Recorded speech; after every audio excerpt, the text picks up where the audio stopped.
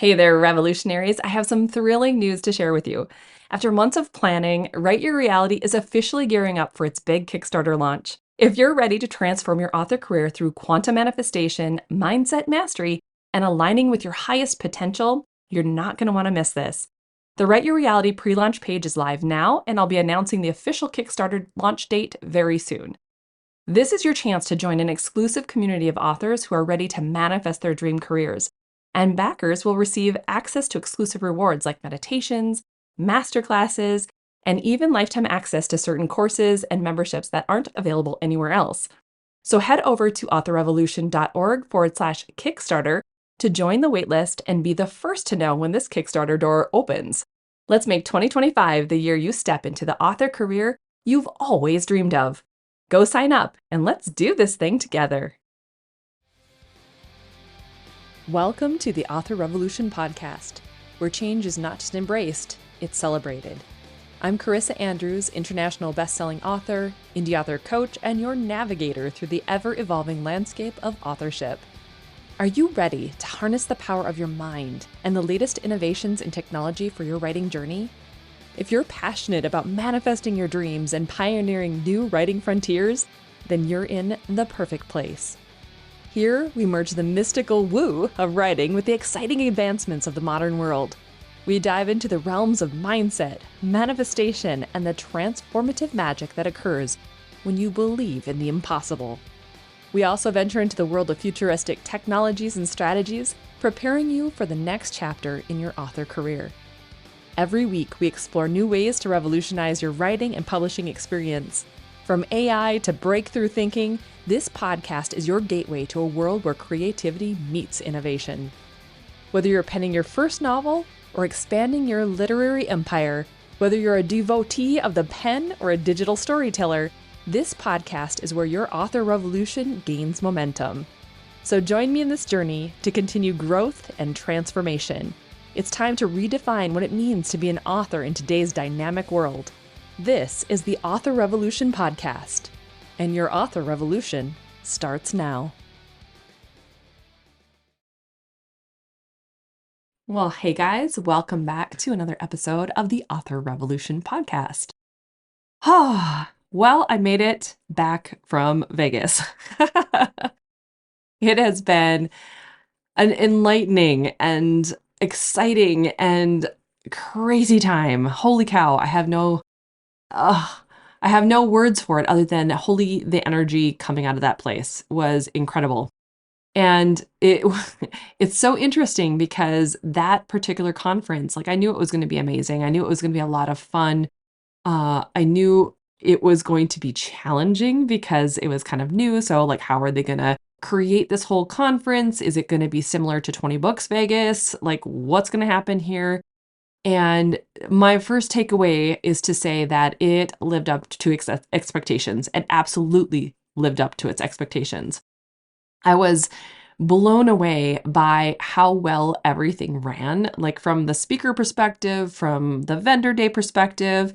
Rave could have been a little bit better, I'm not gonna lie, but it was all right. It was fine. But it was really interesting because they had like great little setups for being able to sit and communicate, to be able to talk and have discussions. We had different ways to be able to, go out to dinner. Like those of us who were AI positive, we ended up having a massive dinner on that first day. And it was so funny. We were all going to go over to Ellis Island, have a dinner and be able to discuss. There were too many people to be able to do this. So we had to split up into the 3 different restaurants in Ellis Island, which was great, but it was crazy. Now, here's the thing. Okay, so the things that didn't work for me were, number one, communication styles. Like there wasn't a central location to be able to communicate once you were at the conference.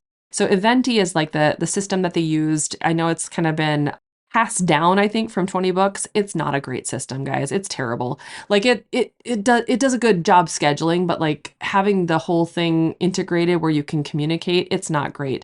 I can't remember what the system was that InkersCon used, but that thing was fabulous. Like they need to like jump ship on Eventi and go and get that one.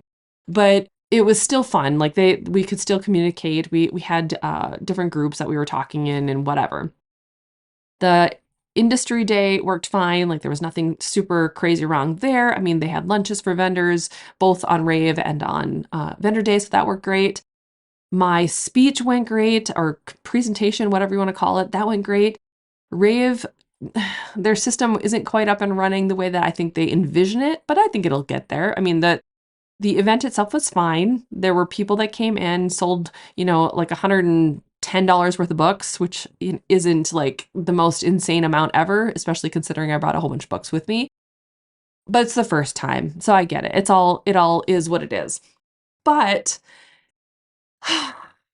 this conference, interestingly enough, really kind of shed some light for me on where I've been going. And I didn't anticipate it. It kind of slammed me like a bag of bricks across the head. And I was kind of reeling from it. And part of it had to do with the fact that I went into Vegas, still having bronchitis, which was an absolute pain in my ass.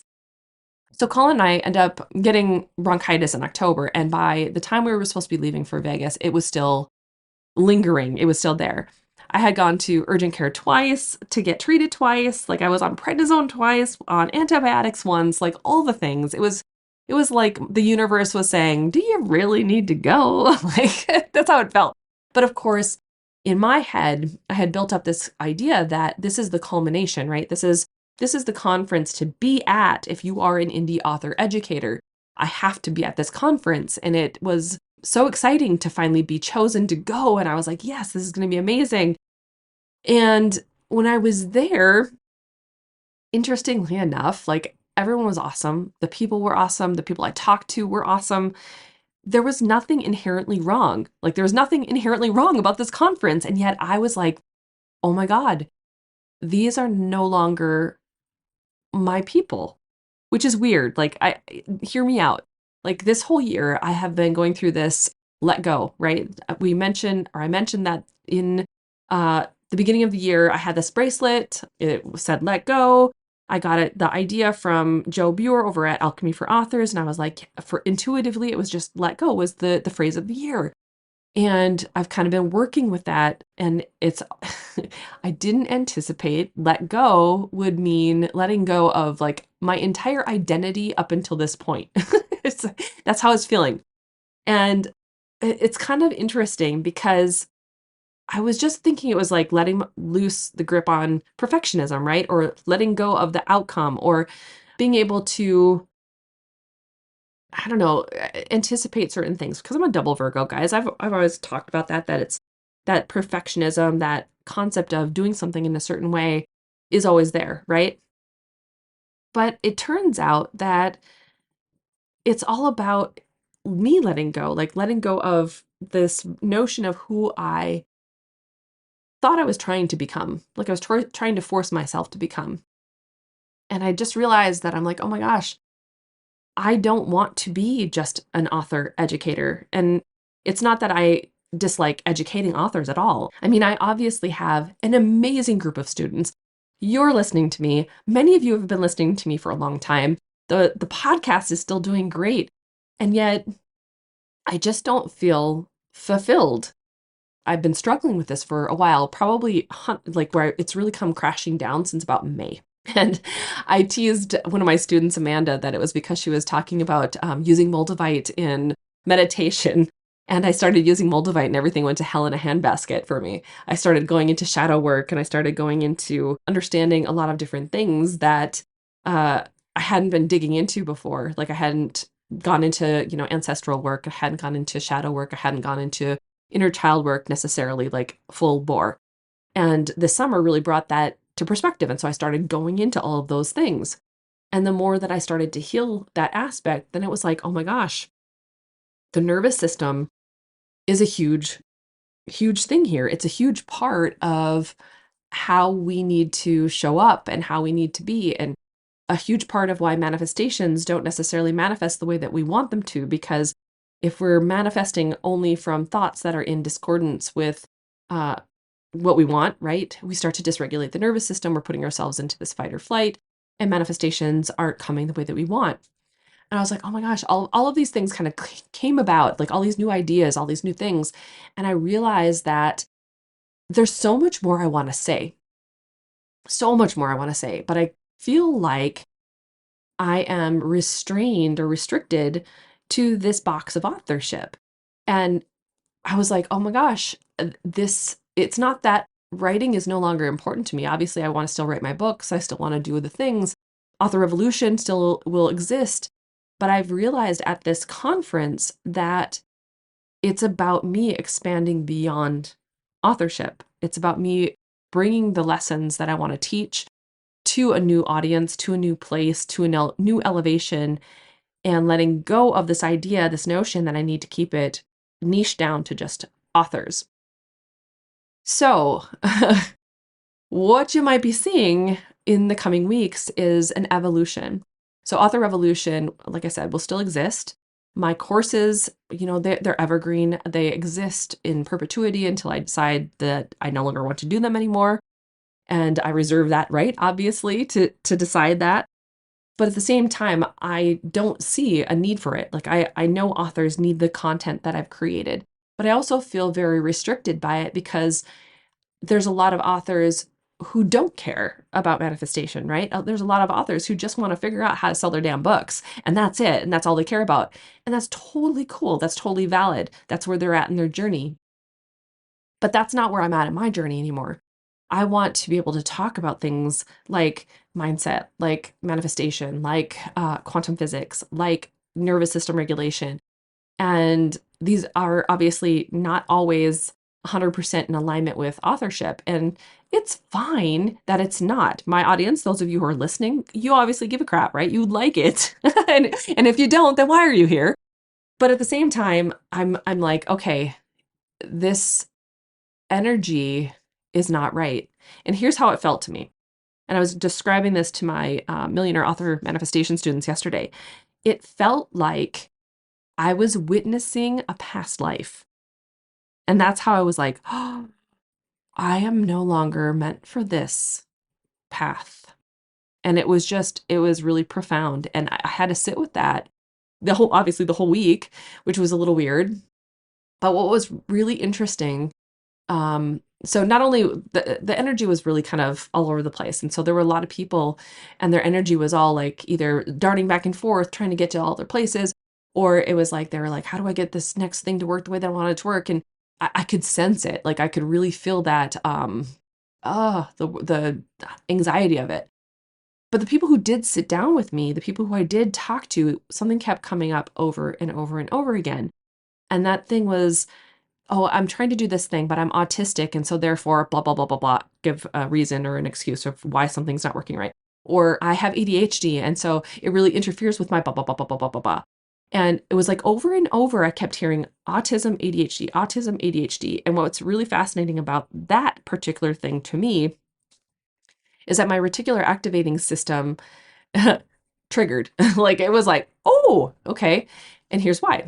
So over the past year and a bit, I've been discovering, and this is all self-diagnosed, so I haven't actually done the tests like at the hospital or anything like this, the way that my son has, but I'm almost 100% certain that I am also on the spectrum for autism, and more than likely I have ADHD to some degree, right? So, and I can't remember if I mentioned this on the podcast, but I probably have, where it was just kind of like, okay. But my son was diagnosed a couple of years ago when we were going through the custody thing for him because it was very important that he be supported.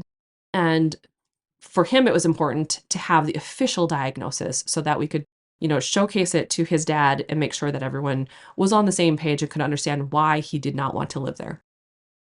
For me, it's not as important because, I'm 40 something at this point. I've lost track of numbers. I don't even care anymore. And it's like, it never occurred to me that I might be on the autism spectrum until this year, even after, even after he was diagnosed, which is wild to me. But now all of a sudden it's been brought to my attention, and no one brought this to my attention. It was literally like in a meditation, and all of a sudden I was seeing like this entire lineage of this is something that's been happening in my family for a long time. Like my parents probably have some form of autism, my grandparents, people in my family, like my kids definitely do. I think all of them. right? And I am not a believer of, vaccines give you autism. I think that's bullshit. So I'm so sorry if you believe that, but do some science.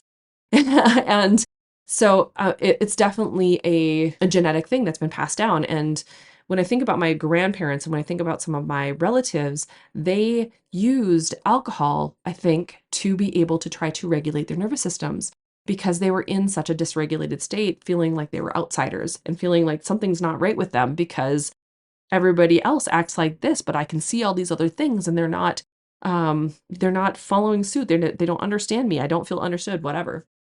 And so when I look back at all of that, and then I look back at when I was pregnant with my son Evan, there were certain things that I wanted my doctor, my doctor who was going to deliver him, to be okay with. And so I interviewed doctors and said, these are the things that I want you to be okay with. And are you okay? And if you're not, then I'm going to be moving on, because we had doctors at the time that were very um, uh, closed off, like closed-minded about certain things. I wanted to have a doula and I wanted to be able to do certain things. And I found a doctor, and my doctor, bless his heart, he was great. He was like, "Wow, you're really intense. You're really intense." And I was just like, I always thought that was a little weird. I'm like, that's intense, like wanting you to understand where I'm coming from so that we can do these things. But then I've heard that term multiple times in my life, like, "Wow, you're so intense," or, "Oh, I don't know how to handle you," or, "You're very intense." And I always thought that was like, I don't know, just a term that people would tell me because they didn't quite get all the information, or I come at them with information that maybe they didn't understand beforehand, and so therefore they they are kind of like jarred by how much, like, sometimes I word vomit. And it's just how it is. I've always been that way. You probably understand.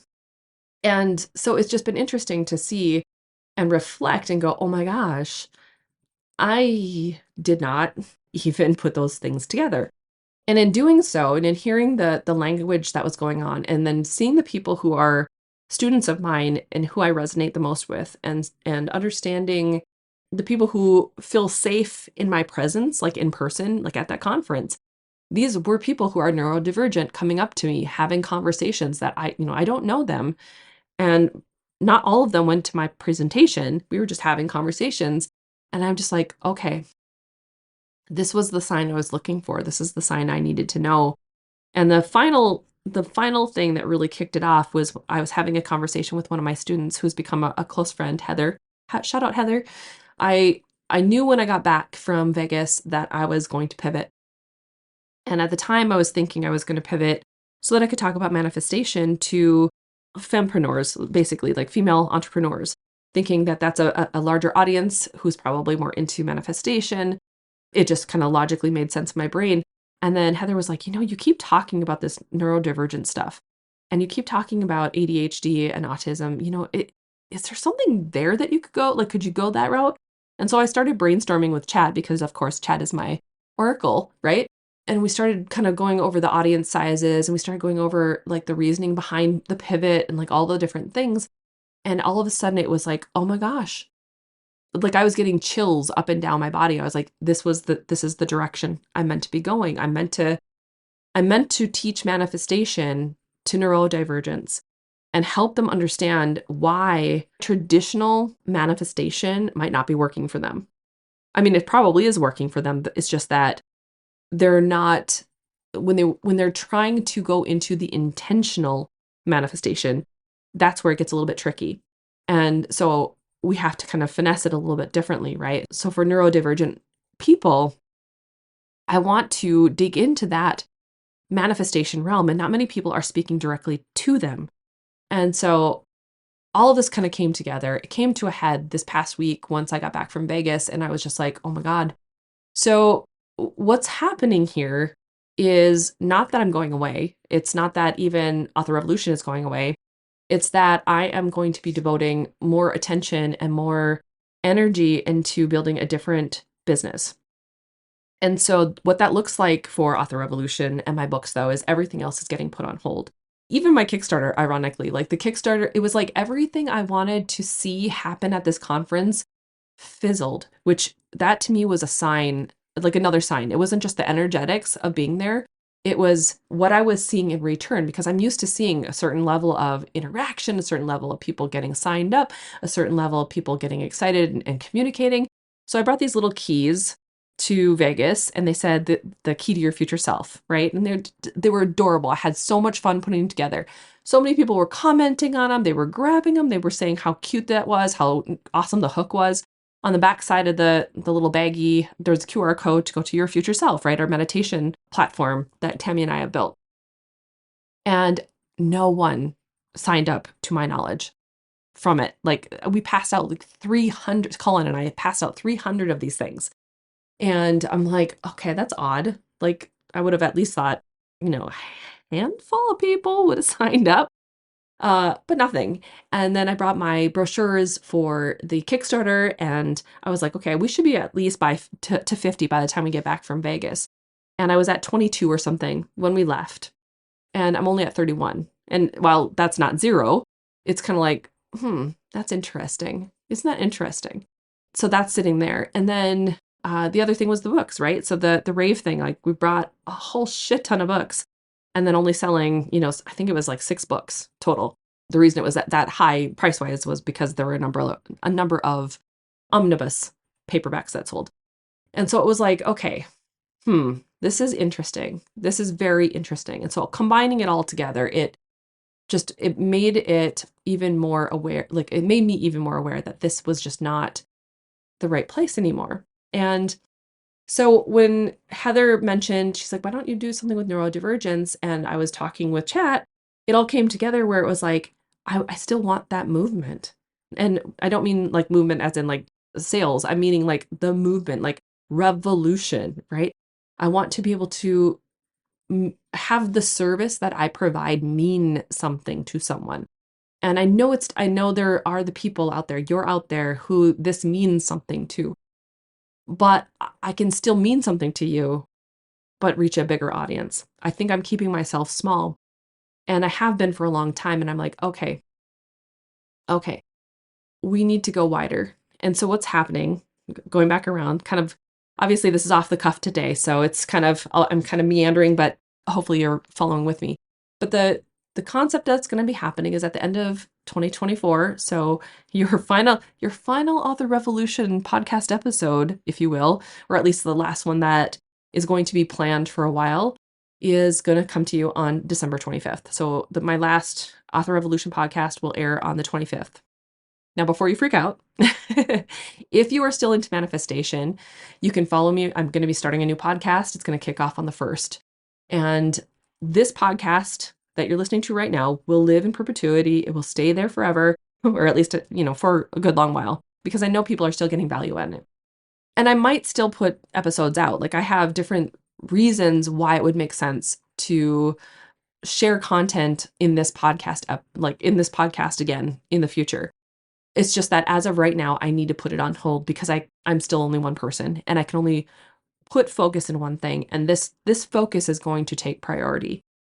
And I feel driven to do it in a way that I haven't felt driven with any of my other businesses. And that includes authorship, where it feels like it needs to be my main focus. It needs to be cohesive. It needs to be as clear as humanly possible. It needs to come to life. And so what that means is I'll be transferring over to a podcast called The Neurodivergent Manifester. That is the new title of everything, like literally everything. So I'm building out socials. I'm building out offers that I'm going to be doing, like courses that I'm going to be doing specifically for neurodivergence. It will not talk about authorship at all.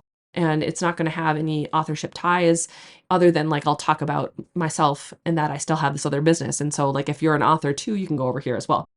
But this is kind of I need to create this bigger thing. And who knows, it could be the top of funnel. Like, when I think about funnels and I think about bringing people into an audience, this is the wider net, right? This is the group of people who are much, like, have different diverse backgrounds even. So not just neurodiverse, but like they have different backgrounds. They could be artists, they could be authors, they could be entrepreneurs, they could be, just looking for a spouse. Like, it really doesn't matter. Like, manifestation is going to work for people no matter what. But I'm going to be niching down by neurodivergent manifestors. And I want to support this audience because no one else is talking about how neurodivergents do this differently and why it's different and why we need some of these scientific backings in order to get our belief locked in place, to get our core beliefs online, to be able to shift the limiting beliefs in a certain way. It's different than people who can simply just go and take it at face value. It's kind of like the difference between, like Tammy talks about this a lot when it comes to hypnosis. It's like there are people who are suggestible and then people who are not as suggestible. I am not as suggestible. Like you can tell me what you want all you want and then tell me to go bark like a dog and I'm not going to do it because my brain goes, the fuck I am? Like what? No. And so I'm that person. It doesn't mean I can't be hypnotized. It just means there's a different suggestibility level that has to take place. The same then goes for the manifestation process. And so there are different ways that we have to come at this. And ironically, those are the things that I'd like to talk about. It's the scientific backing, it's the neuroscience, it's the quantum science, it's the, understanding the nervous system, it's understanding the mind and how it impacts the body. It's like all of that stuff. It's the stuff that I love to talk about and I can nerd out and geek out on. And most of those people, neurodivergent people like myself, and maybe you, we like to see that and understand it. So that's what's happening. That's what Author Nation, that's what Author Nation did to me. Okay.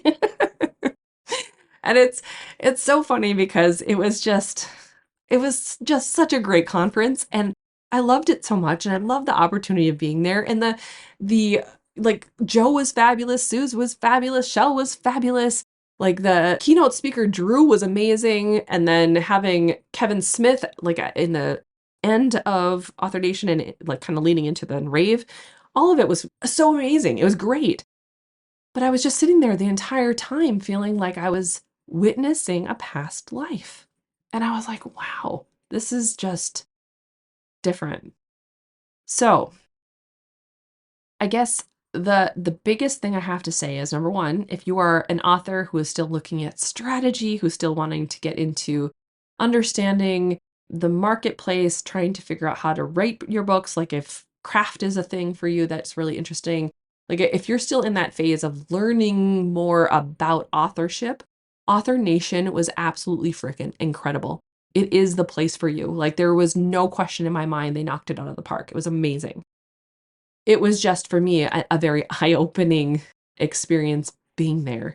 And then the energy bombardment was another level. It was like, wow, that was pretty crazy. Because the energy, like for someone who is very intuitive as well, it's like I pick up on thoughts and I pick up on anxieties and I pick up on like the energy and I try to shield myself like you always do. You go to these places and you're trying to shield your energy so that it's not being dispersed and you're not taking on anyone else's. But it when you're around that many people and you have a similar vibration, similar enough at least because you understand what they're doing and why they're doing it, it's hard not to pick it up, right? It's hard not to figure out what's going on there. So at any rate, my biggest takeaway from Author Nation is that teaching in the author space is no longer my main priority. It is a priority. It is a part of my life, but it's no longer the main priority, and that I need to expand. I guess is the thing. So if you're wanting to follow me, if you're wanting to see what this is going to start looking like, I encourage you to look me up on socials or keep an eye out for when the podcast goes out. It's obviously not live yet. It's just in the works for right now. But everything should be Neurodivergent Manifester on socials. So I am going to be on Instagram, TikTok, and Blue Sky. Those are my main ones. I'll also be on YouTube for this particular one because when I start podcasting, I'm going to video podcast as well. I don't know how that's going to work or how it's going to look, but we're going to give it a whirl. And so I will be doing all of that over on YouTube. I don't have a website yet. I am working out with Kajabi to figure out like if I can finagle something with the Author Revolution Kajabi that I have. But once that's worked out, I will obviously still have that name as well. I have gone in and reserved the URL Neurodivergent Manifester. So if you're looking for it at some point, that will point to a different location. It will point to a website of some sort. And so if you're interested, I encourage you to just follow me over there. Like, it's going to be the same type of content. It's just not going to be talking specifically about authorship. Not that you couldn't ask me questions about authorship, because I'll answer them. Obviously, I understand. I understand that you're going to know that I'm an author, and I'm still going to let them know that I'm an author and teach authors, but it just is what it is. So there you have it. That's my big pivot moment. And maybe it had something to do with Author Nation being right over the top of, the big full moon happening on Rave night. So that was the 15th. And then everything with the Pluto going into Aquarius, like if you believe in any of that stuff and the energetics, there was a lot of shifting happening there, and it shook up a lot. And I just happened to be one of them. But I've been calling this in for a while. I've been trying to figure out my purpose, and I've been trying to figure out why I don't feel as aligned as I used to. And I understand now, I guess, a little bit better why that is. So, whew, it's weird to have that off my chest. I've been holding on to it for about a week now. Actually, I guess it's 2 weeks now since Author Nation. So there you go. If you've got questions, if you want to reach out, you can always email me, Carissa at authorrevolution.org. Otherwise, if you would like to, I'll put all the stuff in the show notes, I guess, if you want to be able to follow me on any of the new socials. So head over to authorrevolution.org/263. The information will be on there for you. Keep an eye out if you are wanting to go to Author Nation. I think they're going to be opening up like early bird tickets soon. So for 2025, if I were you, I would definitely get signed up, because if strategy, if craft are still on your list of things that you need to learn about and want to dig in deeper, that conference was chef's kiss amazing. It was so good. So I would recommend it to anyone in a heartbeat. All right, guys. Well, here's to trusting the process and believing in your intuition, even when it's hard, because sometimes it's a little bit crazy and it brings you to different places. Sometimes you're holding on to things too tightly, and sometimes those things aren't fully serving you, right? So for me, letting go isn't about defeat, right? It's not about defeat in this case at all. It's wisdom. So I want you to think about, like, what could you let go of today to create space for something new, or something that is more deeply aligned to your truest self?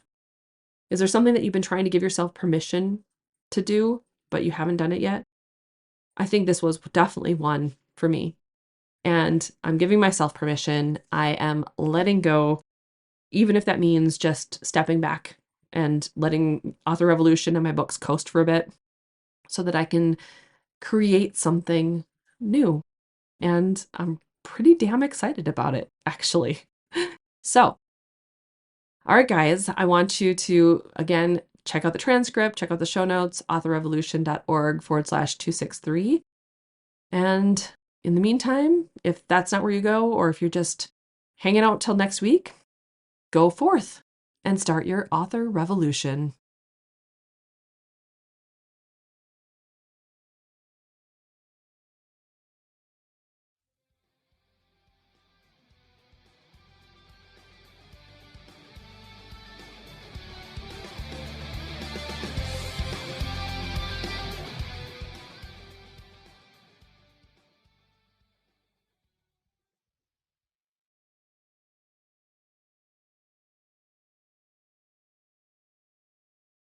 Hey there, revolutionary.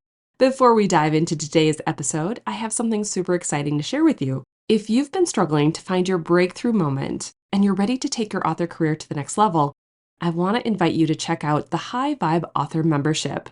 It's my new membership packed with transformative courses, powerful meditations and hypnoses, and a supportive community that's here to help you manifest the abundant author life you've always dreamed of. Head over to authorrevolution.org/high vibe to learn more and start your journey to success today.